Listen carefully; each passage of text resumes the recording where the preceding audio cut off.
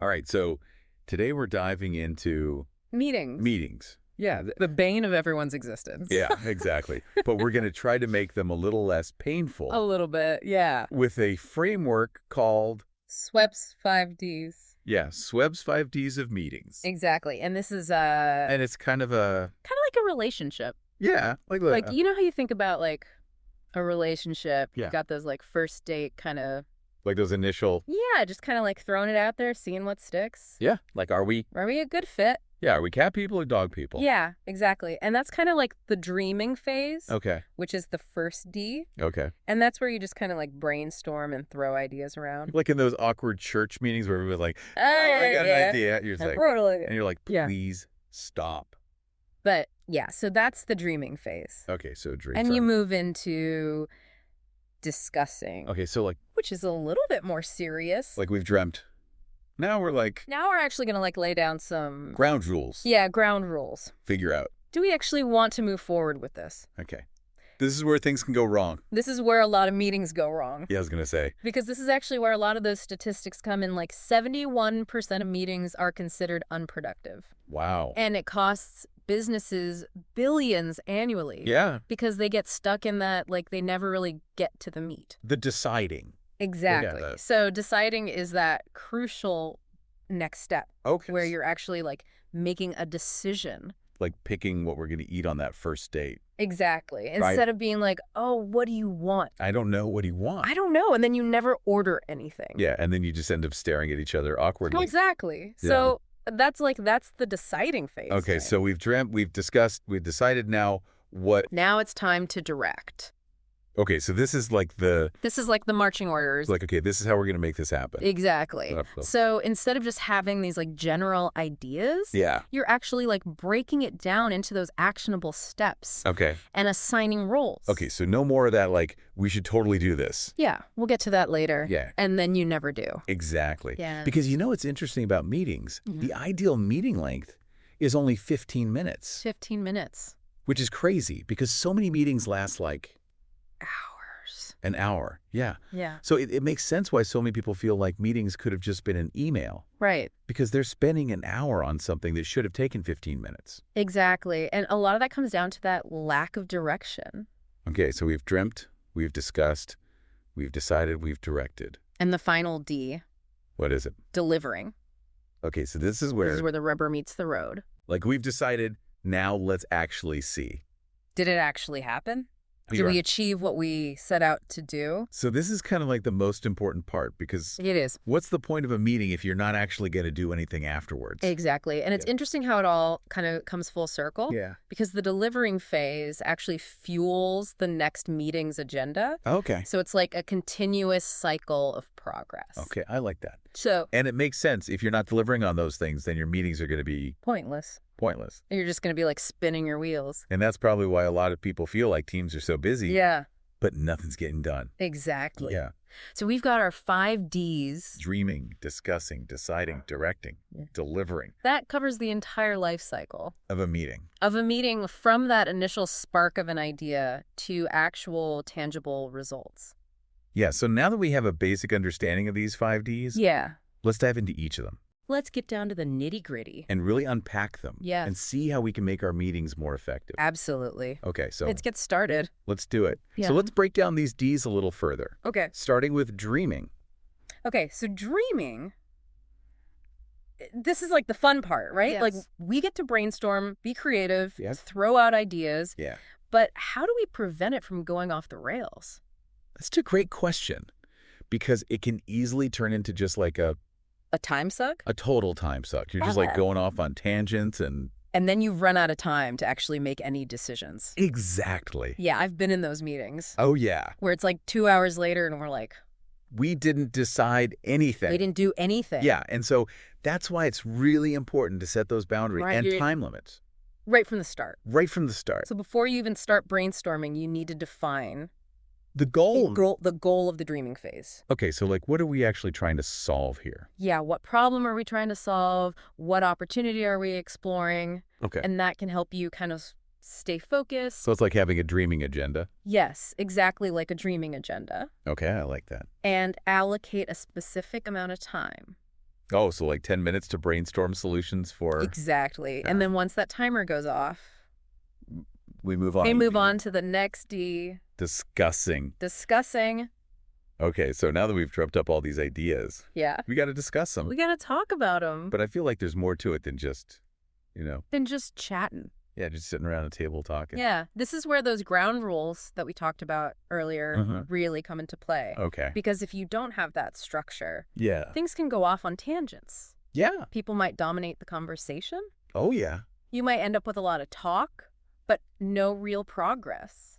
Oh, I've been in those meetings too. Yeah. Where everyone has an opinion, but no one can agree on anything. Exactly. And you just leave feeling like, What was the point of that? totally. So Swebb recommends setting those clear guidelines Yeah. for how those discussions are going to be conducted. Exactly. Like, are we limiting speaking time per person? Okay. Are we encouraging active listening? Okay. Do we have a system for capturing key points and decisions? Okay. So it's like creating a mini meeting culture Yes. within the meeting itself. I love that. Okay. A mini meeting culture within the meeting. And this is also where I think those meeting statistics can be really helpful. Oh, totally. Because we talked about that ideal meeting length of 15 minutes. Yeah. If you're always conscious of the time, Yeah. it forces you to be more concise. Absolutely. Yeah. Stay on topic. Avoid those like meandering conversations. That just eat up time. Okay, so we've dreamt, we've discussed, now comes the hard part. Deciding. Deciding. That's where the rubber meets the road.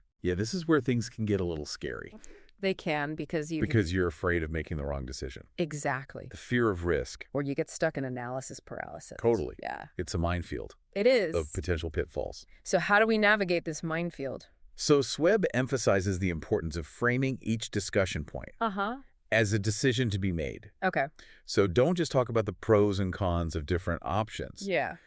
Actively push the group towards a resolution. So we need to have a bias towards action. Yes. Okay. And not be afraid to just like make a call. And not get stuck in that like, let's revisit this later. Exactly. Because let's revisit this later often turns into Never. never. Yeah. Okay. So, you could use techniques like dot voting Okay. or a simple show of hands, or even just having the meeting leader Make a decision. makes the final call if needed. And not every decision needs to be unanimous. Exactly. Yeah. Yeah. That's a good point. Sometimes a majority vote is enough to just keep things moving forward.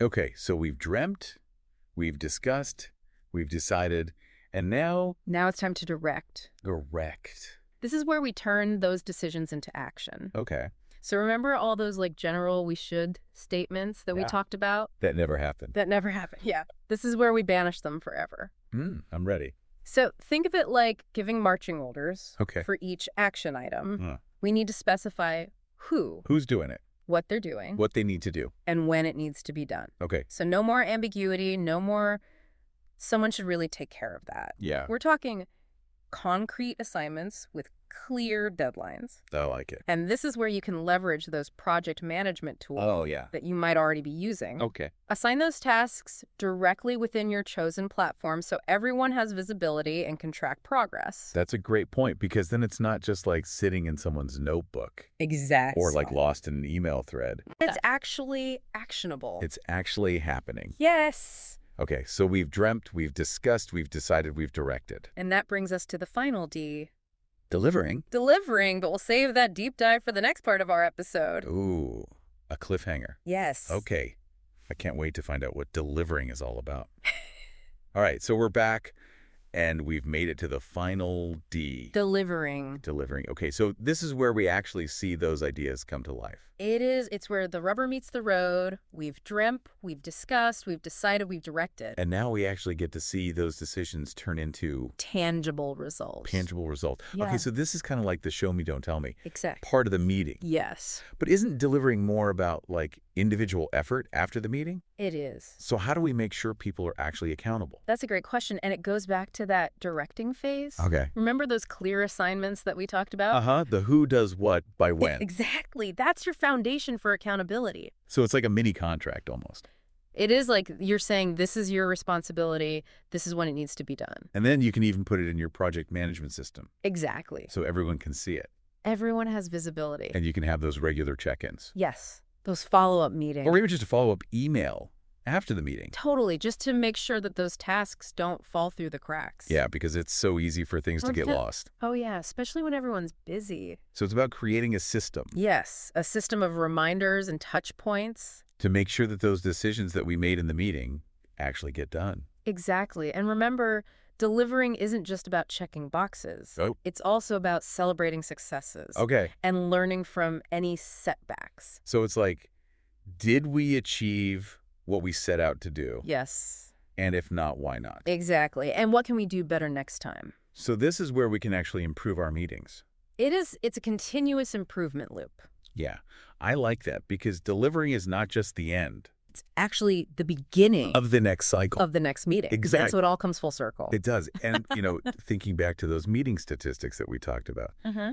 if we're wasting billions of dollars annually on unproductive meetings, Yeah. imagine the potential gains if we can even slightly improve our meeting effectiveness. That's a really good point. It's not just about saving time and money. It's about achieving better outcomes as a team. Yes. And, thinking back to that relationship analogy, Uh-huh. delivering is like proving that you're someone who follows through on your promises. Okay. You're reliable, you're trustworthy, you get things done. So basically, don't be that flaky first date. Exactly. Let's show up and deliver. So by consistently delivering, Yes. we're building trust and credibility. Within your team. Okay. And that trust is essential for Collaboration. innovation. And ultimately achieving those big, hairy, audacious goals. So to wrap things up, how can our listeners start applying these 5 Ds to their own meetings? Well, I think it starts with awareness. Okay. Just being conscious of these 5 phases and their potential pitfalls Uh-huh. can make a huge difference. Okay. So next time you're in a meeting, take a moment to mentally check off each D. Okay. Are you staying focused during the dreaming phase? Okay. Are your discussions structured and productive? Uh-huh. Are you making clear decisions and assigning clear ownership? Okay. And most importantly, are you following through And delivering. and delivering? Yes. Okay, so just that little mental checklist Yes. can really help. It can make you more aware of how the meeting's progressing Okay. and whether you're actually making progress towards your goals. Okay, so it's not about being perfect every time. No, It's about continuous improvement. it's about progress, not perfection. I like that. Yes. So to our listeners out there, Yes. now that you know Swebb's 5 Ds, Uh-huh. what will your next meeting look like? I hope it's a game changer. I think it will be too. Because remember, effective meetings are the building blocks of success. And by mastering these 5 Ds, Yes. you're not just improving your meetings, you're unlocking your team's full potential. Exactly. That's a great note to end on. It is. Thank you so much for joining us on this deep dive into Swebb's 5 Ds of meetings. It was a pleasure. We hope you'll learn some valuable insights Yeah. that you can start using right away. Absolutely. Until next time, happy meeting.